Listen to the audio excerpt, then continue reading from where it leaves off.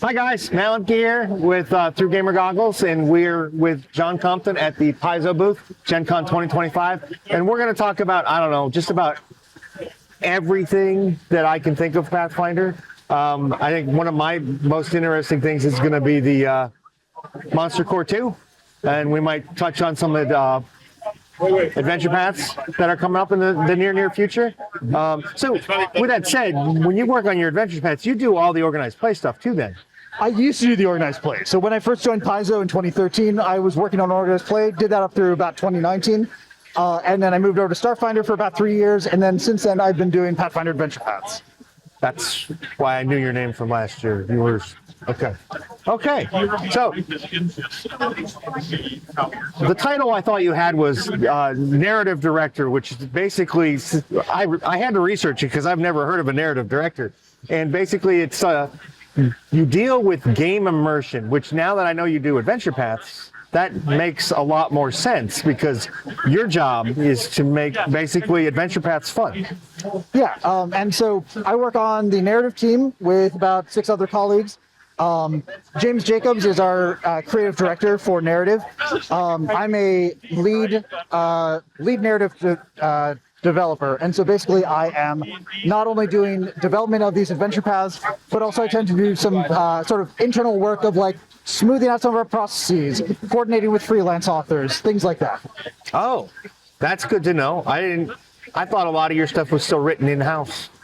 No, a lot of it is written out of house. So what we do as a developer is I will come up with the outline and write all of that, and then I will contact and contract several authors to be writing the different adventure path volumes. I send that out to them. They read over it. They send back what's called an expanded outline, which is basically filling in the blanks. They will write on it for the next 6 weeks or so. They'll send in a milestone work in progress. And then maybe another 6 weeks after that, they send in their final turnover. At that point, it's my job as a developer to basically make it awesome. Maybe it came in and it was already awesome. Great, now I'm just doing more of an editing pass. But if there's anything that doesn't work, if there's any connective tissue to add, that's my job. So I have some friends that like to blame Paizo for like wanting to kill the players. So it's not your fault.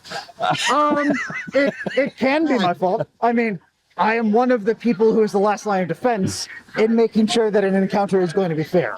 But fortunately, second edition design is a lot easier to make sure that encounters are fair compared to some of my experiences with first edition when an author could come in and be like, that's true. You know what? I put on 3 archetypes onto this one creature that is technically challenge rating 3, but can kill any challenge rating 8 creature in the bestiary. I was trying to say, that's really clever of you, but I want people to be able to get through this encounter. So I will redesign as needed to make sure it's a fair fight. And that's good. I do think the encounter system is a lot more balanced in Pathfinder 2 than it was in first edition. Much tighter math. Well, that too. I'm terrible at math, so I just kind of don't use it. I just mess around. My wife actually made me a calculator to make that easier. Fair enough. With Google Spreadsheets, so that helps a lot. So you've really taken it back to the THACO tables. In a way, I mean, it's just for counting the experience, really. Is what I use it for, and then balancing the encounter. The whole like 60-point encounter, 20-point encounter works really, really well, I think, as long as I don't do too much customization on the creatures, because then it makes it a lot more complicated. Like, I can't give out the spoiler yet. We'll talk about that afterwards. Anyway. So what is with your job, what is your most exciting thing that you're looking forward to right now? So one of the things that came out just starting last month, we're on to volume 2 of it, is the Mythspeaker adventure path. So when we brought out War of Immortals, that introduced mythic rules. And anytime that we introduce a new rule set for the narrative team, we're excited to see about what sorts of stories we can tell with it. So Mythspeaker is a way of using the mythic rules in the War of Immortals. We also have Revenge of the Rimlords that's coming up after this, which is going to be a higher level approach to mythic encounters. And yeah, so that's Mythspeaker deals with a region called Iblados, far off to the east of the Inner Sea region, and it's very heavily inspired by ancient Greece. And so if you want to be playing, although you're low level, you're still kind of awakening your mythic power, so it feels almost like you're early in the demigod heroic journey sort of process.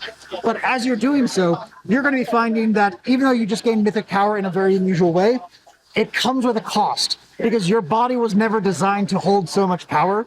So you're going to be fighting to actually attain the sort of endurance needed to keep the godliness within you as opposed to exploding from it. Okay, I like that. And then, the official release date was 2 days ago, right, for Battlecry? For Battlecry, yeah. So that's available here at the show. You probably won't see this because, sadly, there's no Wi-Fi at my hotel this year. No. I can't upload anything, which kind of bites.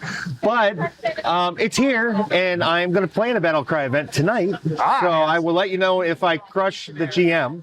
I was told by 3 people I need to. There are expectations. Well, so you didn't get to work on Battlecry at all. Not directly, but one thing that I brought up with that War of Immortals and Mythspeaker is that when new rule sets come out, we're excited to play with them. And so one of the adventure paths that we have coming up that we have announced already is called Hellbreakers. So Battlecry is a kind of war-focused book, and for a long time people have been looking at our setting and saying, okay, will they or won't they for Andrin and Cheliax? When are they finally going to get into a scuffle? And so Hellbreakers plays with that war that is breaking out. It takes place entirely in Isgir, which is one of Cheliax's puppet states.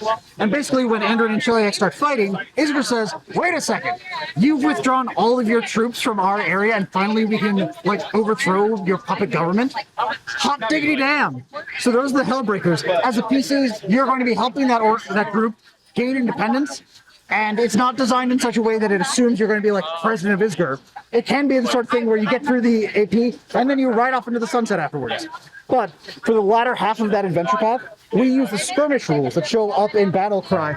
So you can start to, you spent the first half of the AP gathering together a coalition. So it's like the goblins of Chitterwood, the bandits over here in this forest here. And as you get this coalition together, suddenly you're going to have troops from a wide variety of these different groups that you can now lead. Excellent. So actually I was told to make sure I play the Hellbreakers tonight if I can. That's what I was actually told. I don't know if they're there. I don't know. I don't know enough about the event. So the Battle of Hell Knight Hill is probably the event that you're thinking of. So at Gen Con, we have a 3-table event right in front of our headquarters in the Sagamore Ballroom, set up with all sorts of 3D terrain, which is a roughly 1-hour experience where you can play mass combat or the skirmish combat. Yep, that's it. That's what I'm playing. So each person gets to control one of the troops. So the really nice thing about how Battlecry approaches this is that it does not turn into a minigame. And that's something that can happen with mass combat systems, like we had in first edition, where it's, I know how to play Pathfinder, but now you want me to learn a different game entirely. Exactly. And so for skirmish encounters, it's a slightly smaller scale thing. Each person gets one of those gargantuan troops, so like 20 by 20 feet, and you basically have your PC riding inside of the troop. And your troop as a whole, with you, gets 5 actions, and you can split them up between you and the troop. So it might be that you cast a 2-action spell, you command your troop to go forward 1 step, and then you do a 2-action attack with the troop. So it's using all the existing Pathfinder rules you already know, so it's very little of a speed bump to catch up to speed and get into the action. I'm very curious on the 5-action economy. I'm very curious, and I'm very curious to see how it mixes if not everybody's in a troop. That's one of the concerns I have with it, to see how it plays out, or how 4 PCs with 5 actions go against a gargantuan dragon. Yeah, and that's there are a couple different aspects of that. So one of them from a narrative side is that sometimes we have played around with encounters where maybe there's only 1 troop to play with. And so one of the PCs will be doing some of the skirmish stuff while everybody else is kind of independent. Most of the time, though, the assumption is that each PC has a troop. And oftentimes it's going to be an encounter where you're facing off against some other troops as well. But it can be the sort of thing where it's just, all right, we got 4 troops, 4 PCs, and we are surrounding this dragon. Yep. And that's totally possible. Yep. And I like I said, I'm curious. So one of the other things that, I don't know if I just missed the presence of it, but the whole game night series you guys are doing. Yeah. So when did that start? So by the nature of publication and production, it started a while ago. But Dawn of Frogs is the first of our game night. So that one is first. Good. Yeah. Okay. And so game night is basically designed to be a pick up and play product, and it's not quite a beginner's box sort of thing. It's still the sort of thing that's using the full Pathfinder rules. but it comes with a bunch of things that you need to just sort of crack open the box and have a great game night. So we got 3 hours, let's roll some dice, let's have a little bit of story, and it's broken into a couple of little chapters as you overcome this froggy invasion. So are they going to be like, maybe like tied together in a series? So you have Dawn of the Frogs, and then that's levels like, I don't know, they're all pre-gens, right? So Pre-gens are available inside of it. If you really want to make your own characters, you could, but we want to make sure that it's easy to crack open and go. Dawn of the Frogs ends up having a series of these little individual adventures, so if you want to break it over a couple of different nights, you totally can. Right. But it's a self-contained story. Okay, so once you're done with Dawn of the Frogs, it's once it's a one and done. I wasn't sure if, like, maybe, you know, next month or, you know, next quarter, whenever the next game night comes out, could be tied to the same story. So we're certainly looking to explore game night more, but it's a new thing for us. So we really want to see if it gains ground, if it gains traction. And if it does, then what we would be doing is we would be introducing, you know, like a second box would be a completely different storyline, different location. That way you have lots of variety. So it's not just, oh boy, we're doing frogs again. I guess it's more frogs. Yeah, I could see. Kind of like how we do with our Adventure Pass and other adventures. We want variety. Okay. And that one comes out in September, right? Or scheduled for September? Yes, I believe it. I think it's October. Okay, scheduled for October. And then the next big thing that I'm aware of is Monster Core 2. Yep. So not exactly something that's most immersive, but I'm sure you have some insight on it just as well, because, like, for GMs, your job is to immerse those creatures into your game. Absolutely. So I'm sure you have some. How do you get involved in something like a core book, monster core book? So just as I was talking about how we contract out a bunch of our writing, that includes internal freelancers. So I did some writing for Monster Core 2 and worked with plenty of other people who are working on other sections. So a Monster Core book like this includes that initial outline, which is, okay, page this is going to have this creature, page this is going to have this creature, and then it's, all right, this author, you're going to be writing this pages 8 to 11, this family of creatures. So for me, I worked on what are called Swarm Striders, which is kind of a new take on what used to be known as the Worms That Walk. So I'm created entirely of this little swarm of creatures, but if I want, I can take a humanoid form and walk around. And so the Swarm Striders have things like the Thousand Thieves, which is a level 16 rogue-like compilation of different little spiders and leeches and whatnot. Or you have the Leech Rager, which is a barbarian-like battle rager sort of creature. It's like level 7-ish. But it's basically showing a wide variety of the different ways that you can build these Swarm Striders. And it's also kind of a counterpoint, because the Worms That Walk that we used to work with, their creation usually involved an evil spellcaster, like dying in unconsecrated ground or something like that. So you always had this spellcasting chassis that you assumed. Whereas the Swarm Strider is much more open-ended, and because we don't really deal with alignment as much anymore, it's also more open-ended in terms of who can become a Swarm Strider? Why did a Swarm Strider arise? And so, just like any of our Monster Core books, we include sidebars that will be like, here's this origin story, or here's this way of getting treasure, or here's something that you might find in their lair, sorts of information that help to really place the thing inside of your game. In the correct spot. Yeah. But like any of our Monster Core books or Bestiary style books, we of course are returning to some of the classics, so we include more devils and demons. We definitely include lots more dragons, because we've been revamping those ever since the remaster. There's a dragon book coming out, and then not too far away, right? Somewhere around there. Yeah, I seem to remember seeing that on the release dates. I think that's December-ish, but I'm definitely looking forward to that, because the dragon books have always been, irregardless of what RPG system, have always been one of my favorite sets of books. I want to see a giant book, though. A giant book could be interesting. I don't know if anyone's actually like done one. There might be a third party that I'm unaware of, but like I don't think WotC's ever done one for D&D. I don't think you guys ever did one for Pathfinder. In the Pathfinder campaign setting books, so the 64-page softcovers, we did have a Giants of Galarian book, or Giants Revisited, something like that. So that explored, like, hey, let's give 6 pages or 8 pages to stone giants. But as far as a big honking hardcover, I think that'd be awesome. I think they're underplayed, but that's just me. In my game world, they're a thing, but mostly. What else you want to add? Because like I think we covered everything we discussed. But what else is coming up that you find important for Paizo and Pathfinder right now? Ooh, let's see. I'm just start taking a quick look around the booth. I mean, of course, we're focused on Pathfinder right now, but Starfinder is releasing at the show as well. Yep. And the thing to always consider is that Starfinder Second Edition, Pathfinder Second Edition, completely compatible. Same game. And so, if you're really excited to have more content in your games, you can pick up the Starfinder core rulebook or player core and just run with it. So, if you want to build a Tanuki envoy, if you want to get a Nephilim soldier, Skittermunder. you can a Skittermander and put a barbarian class on it. You totally can, and vice versa. So if you want to take Pathfinder content and throw it in Starfinder, go nuts. One of the things I've been telling people is that I would love to play a barbarian with the air instincts, elemental instincts, so that I can in Starfinder kick open an airlock, rage, and survive for a whole minute in deep space. Wow, that would be kind of neat.